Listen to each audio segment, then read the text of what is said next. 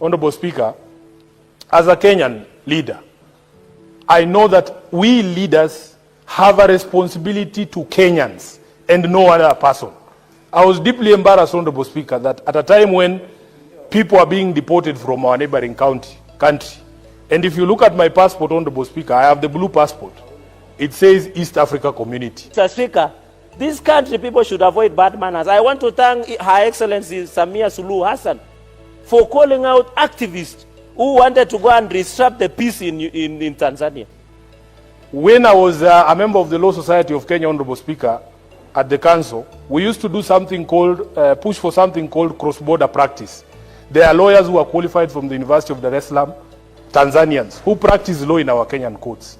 In fact, should have detained and prosecuted them because they have taught this country bad manners, Mr. Speaker. These activists, they have taught our people to insult, to undermine, to lose respect to the leadership of this country, Mr. Speaker. There are students at the Kenya School of Law from Tanzania and from Uganda. I know lawyers who went to Kampala International University and Makerere who qualified there, and they have come to the Kenya School of Law. They are practicing law in Kenya. Tanzania is a very peaceful country. And what President Samia Suluhu Hassan said, we should respect our countries, Mr. Speaker. There is mutual respect. And I hope as the activists run around East Africa trying to meddle in the internal affairs, they must be put to stop, Mr. Speaker. So therefore, Honorable Speaker, for us to have a situation where people cannot be allowed to move freely in the community is something that we must call out. Honorable Speaker, I have heard people trying to justify, saying, oh, these are activists. Activism in itself, Honorable Speaker, is not a crime. Because what business would you have to go and meddle in affairs of Tanzania? What business, Mr. Speaker? These activists, and I want to ask President Samia Suluhu Hassan, Mr. Speaker, of Tanzania, to be very careful because these activists are funded by enemies of Africa. I know Tanzanian law. There is no law that says activism is a crime, Honorable Speaker. So for me, I was deeply embarrassed to see our Foreign Affairs Minister, who should be our foremost defender, adopt a very nonchalant, a very laid-back, a very lazy attitude.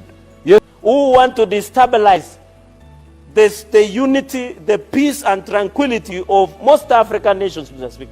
You saw even in the last Gen Z protest, Mr. Speaker, there were allegations that international donors were financing instability, Mr. Speaker, in this country using what we call international donors, Mr. Speaker. Yesterday on Citizen, Honorable Speaker, that he has not even summoned the Tanzanian ambassador to ask him what was the reason why these brothers of ours were expelled. As we speak, there are Kenyans whose whereabouts are still unknown.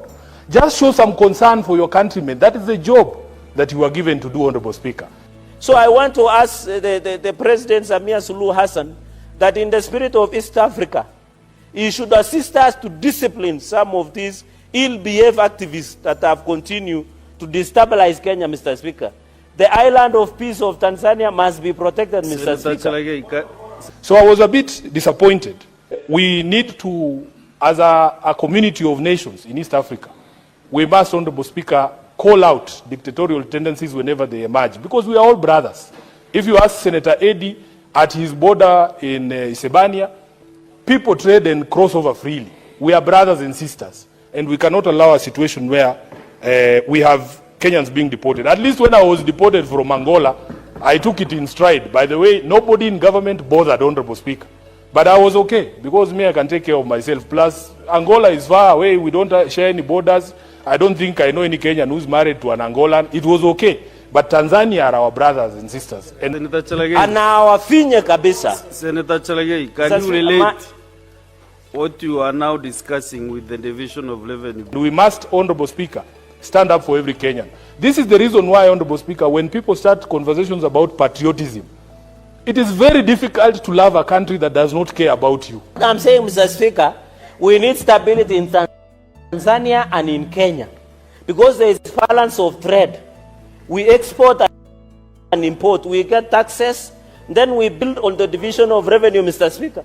That I know that if I am in a quandary somewhere outside Kenya, the Kenyan government, or at least the CS for Foreign Affairs, will not care what happens to Sifuna. Tanzania, Mr. Speaker, anaski Samia Suluhu Hassan afinya wakabisa. There's a minute. Honorable Speaker, it breaks my heart. If I was stuck in southern Lebanon when the war began, would this government really come for me? That is the question I ask myself. We are on our own. Then when we complain, people say, oh, you don't love your country. Love, Honorable Speaker, is reciprocal. You love me, I love you. I thank you, Honorable Speaker. Under the EAC Treaty, it talks about goods and services. Martha Karua and other busybody activists are not defined as goods and services. Unless I go to the Treaty of 1999. Goods, services and labor. And which labor was a busybodies activist. The Martha Karua and Boniface were taking to Tanzania, Mr. Speaker. And NGO money and cloud chasing in TikTok and Facebook, Mr. Speaker. Mr. Speaker, with those many remarks, I submit and I pray that we go to mediation, Mr. Speaker. Mr. Speaker, I shall not be intimidated. These are people who are financed by NGOs, Mr. Speaker. I will not be moved. If they have etten NGOs money from Soros, Mr. Speaker, I should ensure. Senator Cherargei, you have finished. Assume your seat. In the statement of facts, Mr. Speaker, is it in order for the Senator of Nandi, who is a lawyer, to actually misinform the House and misinform the public on what informs the action of deportation of Kenyans from Tanzania, Mr. Speaker? Mr. Speaker, if you look at Article 104 of the EAC Common Market Protocol of 2015, it expressly says and guarantees the freedom of movement of service, labor, and goods within the East African region. If you look at the treaty, Mr. Speaker, that was established in 1999, Mr. Speaker, it allows the tenets of democracy to actually permeate in the region entirely, Mr. Speaker. How can Senator Cherargei allow the existence of those treaties, Mr. Speaker? This is something that must be condemned and is not right and could actually lead to reciprocation by Kenyans for other members, Mr. Speaker. So is it factual that that's the tenets of a democracy, Mr. Speaker, that dictatorship in Tanzania is exclusive to our dictatorship in the country? Senator Cherargei has heard you. Let him respond.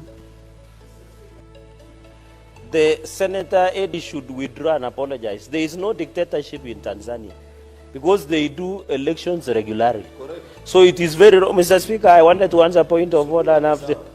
1 minute? Yes. So he must withdraw and apologize because Samia Suluhu Hassan president, she has been elected to be in that office alongside the late Magufuli. Number 2. Hold parliamentary language. Mr. Speaker, Martha Karua is an honorable member who has served this republic not only in this house but also in cabinet. And Mr. Speaker, Martha Karua was one of the engines behind the success of the promotion of the fast tracking of the East African community. Mr. Speaker, for the Senator of Nandi to call Martha Karua and Professor Willy Mutunga as busybodies should not reflect anywhere in the records of this House. You'll have so time. What is out of order, Senator Boni Karua? In fact, I'm on point of order. Because you are now also trying to do a debate. So what is your point of order? Be specific. Yes. The point of order is the Honorable Senator, in order to use unparliamentary language, and have specified calling distinguished Kenyans busybodies. Is he in order? Mr. Speaker, I demand that he withdraws and apologizes abundantly to William Tunga, Professor, and Martha Karua. I would forgive him if he's talking about people like Boniface Mwangi. That's okay. But not these two characters, these distinguished Kenyans.